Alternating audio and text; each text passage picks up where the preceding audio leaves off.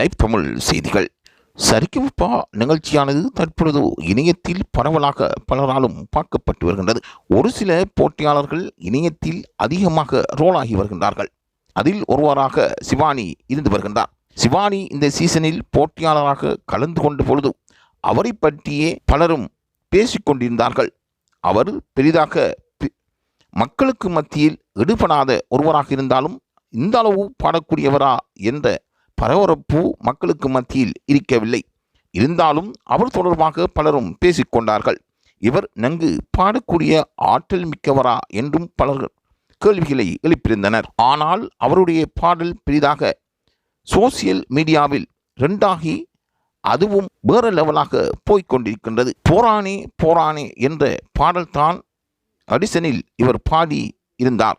அந்த பாடல் பலருக்கும் பிடித்தமான பாடலாகும். அந்த பாடலை கேட்டு மற்ற எல்லா நடுவர்களும் தேர்ந்தெடுத்து விட்டார்கள்.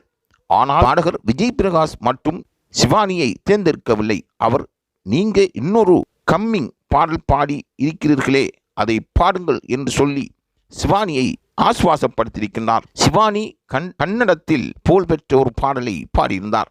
அந்த பாடல் கைப்பீச்சில் பாடப்பட்ட பாடலாக பார்க்கப்படுகின்றது. அதை கேட்டதும் அனைவரும் வியந்திருக்கின்றார்கள். அதற்கு பிறகு விஜய் பிரகாஷ் சிவானியை தேர்ந்தெடுத்திருக்கின்றார்.